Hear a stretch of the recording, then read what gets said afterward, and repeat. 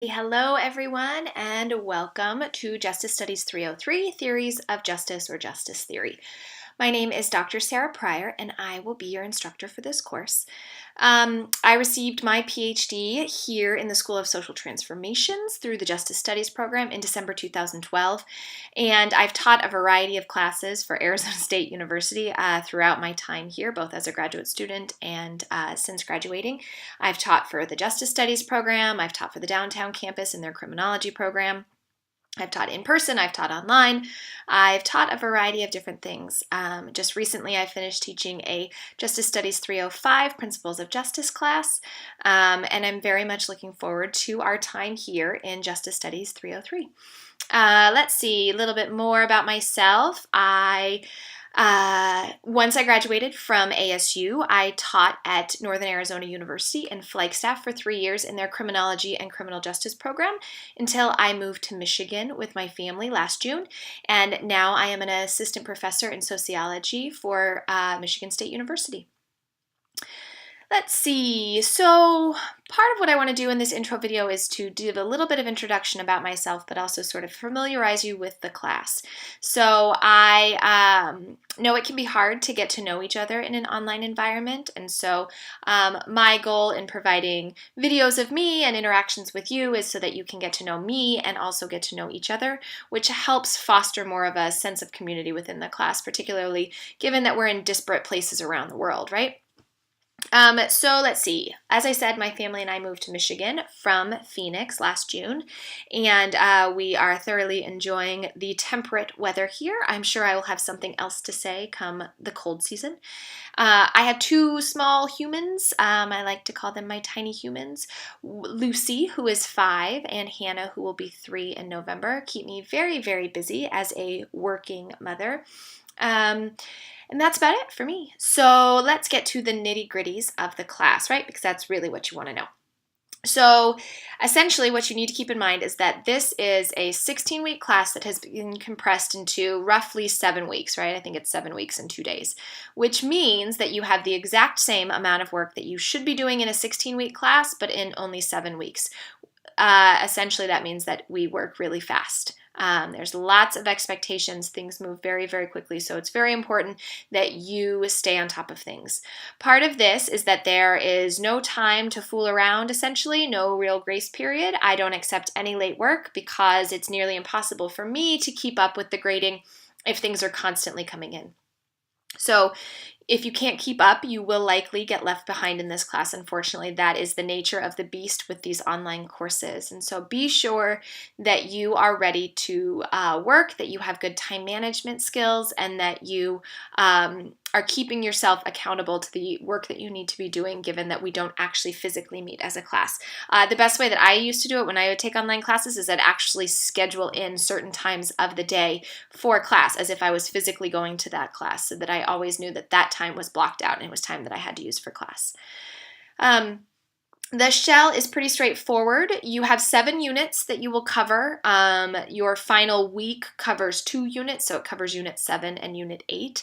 Once each week opens, you'll have a variety of things to do. You'll have reading assignments, there are PowerPoint lectures, there are directions for discussion board posts, there's also additional videos or websites you need to look at, and then depending on the week, you'll either have a quiz or you will have a writing assignment. And so once you start to get familiar with the shell, it's pretty easy to navigate. You also have all the information that you should need included in your syllabus regarding any of our requirements, our required books, any exams, quizzes, assignments, things like that. You are required to complete a syllabus quiz, and you're required to get 100% on that syllabus quiz before the rest of the shell will open for you. You have a very short window of time to complete that syllabus quiz, so make sure that you're being attentive to due dates and that you get in there and get your quiz done, because nothing else will open for you until you have completed that syllabus quiz and received 100% on it. The objective of this class is to familiarize you with theories about justice. So there are lots of key concepts that we'll talk about that will help us understand how social justice operates, as well as give us some kinds of frameworks that we can make sense of things like the Department of Justice or what we do here in the Department of Justice and Social Inquiry. Hopefully this class will help you improve your written communication skills, given that we have papers and I give extensive feedback. But it's also meant to sensitize you to connections between real-world lived experiences and also more theoretical ideas and big picture ideas about justice. The assigned readings, lectures, and videos, the discussion posts, any writing projects are all meant to structure to help you master key concepts and perspectives about understanding this often elusive notion of social justice and justice. So keep up with the reading, complete all of your assignments. I encourage you to complete them early. Review the material periodically. I strongly encourage you to log into your shell frequently. This is where everything will happen. I will make any announcements of things that change or anything like that. So be sure to log in on a regular basis.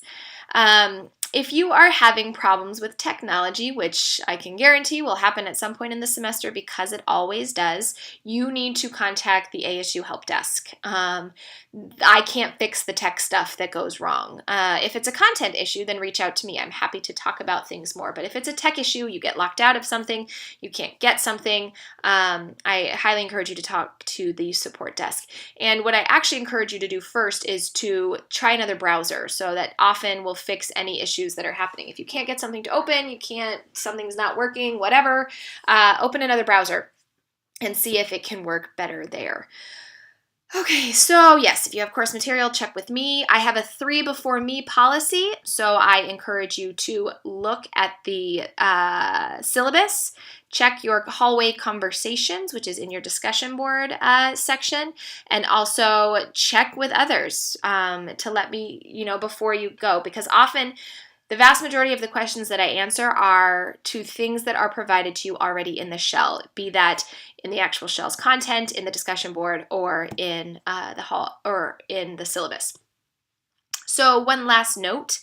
I am so deeply indebted to Dr. Nancy Jurek, who actually is the one who originally created this justice theory shell. And while I've made my own tweaks to several of the things, she has very, very graciously provided me access to her PowerPoint lectures, which are narrated by her. And so you will hear her voice as she talks about the issues that we will be addressing in class.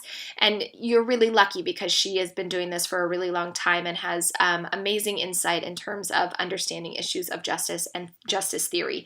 And so I'm very appreciative of her for letting me continue to use those to help you gain a much more nuanced perspective on many of the issues that we're going to address throughout the semester.